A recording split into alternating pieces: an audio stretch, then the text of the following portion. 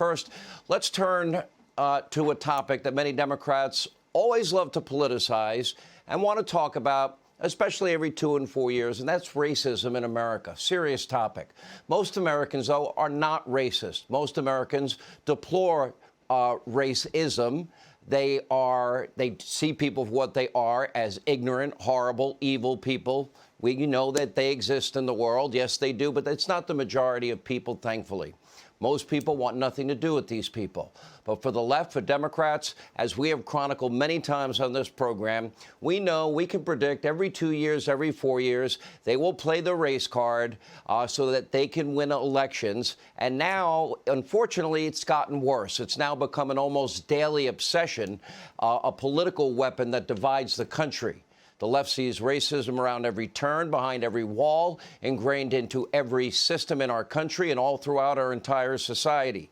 The only place they don't seem to notice racism is when it's a Democrat or inside the Democratic Party, where it does exist. For example, now that Democrats have a slight majority in the U.S. Senate, they are openly referring to the legislative filibuster as racist. They are calling that a relic of Jim Crow. They've been using that analogy a lot lately. But get this, we did our research. Democrats use this so-called racist Jim Crow relic a whopping 806 times since 2001, almost 600 times in the last 3 years. In fact, they used it more than Republicans, way more than Republicans. Apparently, it's just racist when, Republicans do it, not when Democrats do it. We see a similar trend with the Georgia election bill. For example, led by Stacey Abrams, Raphael Warnock, and yes, the ever-weak, frail, cognitively struggling Joe Biden. Democrats across the country, with their friends in the media mob, they basically have accused the entire state of Georgia of being racist. Republicans in the state of Georgia of being racist. They're claiming that Georgians have disenfranchised minority voters when just the opposite is true. And keep in mind the state of Delaware, Joe's home state, where Joe's represented people over 8,000 years, the voting laws are far more restricted. He's never lifted a finger to make them less restrictive, to make voting more accessible in his own state. Look at your screen. Georgia mandates 17 days of early in-person voting. Delaware has no in-person early voting. In Georgia, anyone can vote absentee, but in Delaware, you've got to meet several requirements. In Georgia, drop boxes for absentee ballots, they're in every county. In Delaware, they have 0 drop boxes for absentee ballots. And guess what? Both states, including Joe's state, require voter ID. Delaware is run by Democrats. It's Joe Biden's home state. He's represented them for, century after century. And apparently Delaware's voting laws are just fine and not racist at all. And then there's Democratic Senator Sheldon Whitehouse of Rhode Island. Now, he's frequently been lecturing Americans on how they can better root out systemic racism. But when Senator Whitehouse was asked about his family's membership in what's called an all-white beach club, well, this is what he had to say. You decide. Has there been any traction in that? Are there any minority members of the club now? I think the people who are running the place are still working on that, and I'm sorry it hasn't happened yet. Your thoughts on an elite, all-white, wealthy club, again, in this day and age? Should these clubs continue to exist? It's a long tradition in Rhode Island, and there are many of them, and I think we just need to work our way through the issues. Thank you. A long tradition that you are a part of and won't get out of. If Democrat belongs to an all-white club, it's just a long tradition? That's your answer? We have issues to work through? How many years have you been a member of that club? Because if anybody watching, any Republican, said that, they would be tarred, they would be feathered by the Democrats and the media mob, and they'd be canceled on the spot. But it gets worse. Just breaking tonight, FoxNews.com has now reported that there is another example about Senator Whitehouse and that he belongs to another predominantly white club. It's the local yacht club. Unfortunately for Senator Whitehouse, fortunately, he's a Democrat. He's gotten a free pass. He's going to remain getting a free pass. No Democrat's going to hold him accountable. You're not going to call him a racist. You're not going to demand that he stay out of the way. Anyway, is he standing up for any African Americans by being members of these clubs? Or what about the African American lawmaker Byron Donalds? Remember, he was denied entry into the Congressional Black Caucus. I didn't know it was the Congressional Black Liberal Caucus, but the CBC is discriminating against an African American, in this case, Mr. Donalds, because of his political beliefs. He's a Republican. He's a conservative.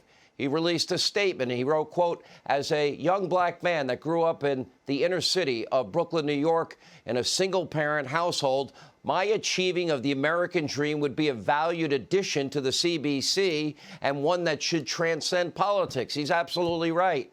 Apparently, the content of his character is not enough for the CBC. Now, the Congressional Black Caucus, frankly, they should be ashamed of themselves. But sadly, we have all seen this movie play out many times before, most recently with Senator Tim Scott of South Carolina. We saw it happen with Clarence Thomas. We've seen it happen pretty much to any African American who is a conservative. The members of the CBC, I guess, as a requirement, you've got to be a liberal Democrat. And clearly, there's no tolerance for any differences politically. If you're a Democrat, racism apparently is tolerated. Look at the Rhode Island senator. If you're a Republican, if you're a conservative, you are excoriated, you are canceled. You are beaten up by the media mob, by big tech, by the Democratic Party. Perfect case in point is Joe Biden, and I'm going to get to him and explain his history with race in a minute. Now, let's look at this critical race theory debate in the country. Now, this anti-American belief structure that is rooted in Marxism, it claims that white people are collectively all guilty of racism from birth just because they're white. Democrats want to teach this to every student in every school in America. They want them to learn this radical ideology from an early age. Schools that can't even teach kids reading, writing, math, and science, yeah, they care seemingly more about political indoctrination. Parents in Loudoun County in Virginia are rightly tonight outraged. This kind of far-left indoctrination is creeping into their school system. Yesterday, the school board shut down all public comments at their local meeting. 2 men were arrested, one for simply refusing to leave what was an open session for parents. These parents had every right to be worried. They have every right to be heard, especially on dealing with critical race theory and other far-left ideologies. What is this now? You know, socialism cloaked in race, indoctrinate everybody into groupthink at a very early age. The end goal is what? How does this help bring America together? Does this divide America, or does this bring us together?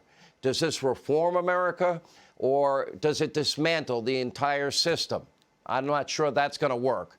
This country succeeds with something called freedom and individualism and capitalism and personal freedom, not collective guilt, not judging people by the content, by the color of their skin, but by the content of their character. What they are teaching and what they are preaching is the antithesis of what Martin Luther King dreamed of. That was a colorblind society, one that did judge people by the content of their character, not the color of their skin. Democrats think they're immune to racism. Therefore, their beloved critical race theory can't possibly be racist. Now, make no mistake, Democrats are anything but immune to racism. Now, remember, Democrats, they elected this guy as president less than a year ago. Take a look. Madam President, we have predators on our streets. The largest growth in population is Indian Americans moving from India.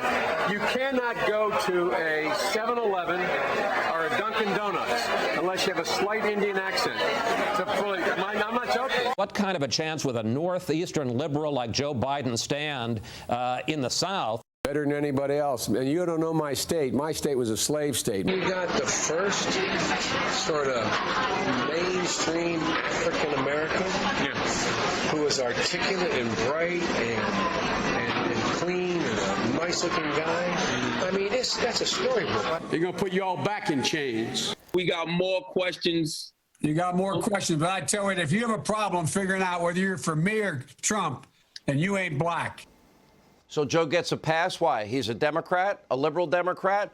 Now, today I penned another op-ed to the New York Times. Our friends Ben Smith, Maggie Haberman, They need to give back the Pulitzer, by the way. Other so-called journalists at the New York Times, they're not journalists. They are liberal, radical, New Green Deal socialist activists. They're the press office for the Democrats. They've never covered Biden's racist past. Is the Times concerned with Joe Biden's prior work in the Senate with segregationists? He wanted to stop the integration of schools, stop school busing. Does the New York Times approve of Biden's eulogy for the former Klansman, Robert Byrd, where he praised Robert Byrd and his incredible esteem? Does the New York Times think it's appropriate that Biden openly worried at a senator if we had integration of schools in America, that our children would be going to schools that are racial jungles, his words? Is the Times aware that Joe Biden co-authored the '94 crime bill after referring to inner-city residents as predators on our streets? Do they care about any of the racist rhetoric from Biden that we just played? Do they care that his son has used the N-word and made many anti-Asian slurs himself that just became revealed in the last few weeks? Or does none of this matter to the New York Times or the rest of the media mob? Just because Joe Biden is a Democrat, he gets a pass. Now, ultimately, most on the left, they don't really care about racism, only if they can politicize it. Lives matter, but only when they get to politicize it.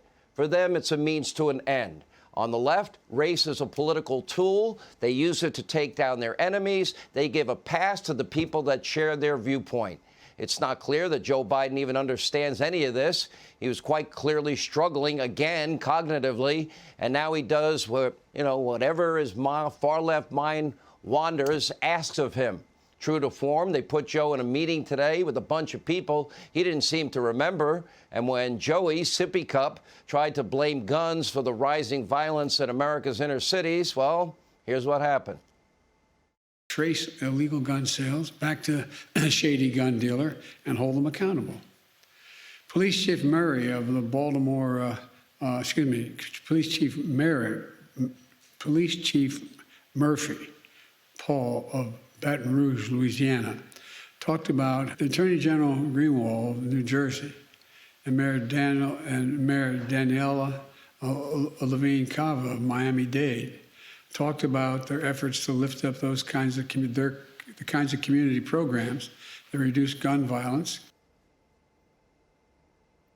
Did any of that make sense to you? First, they come for the Second Amendment, then they'll come for the First.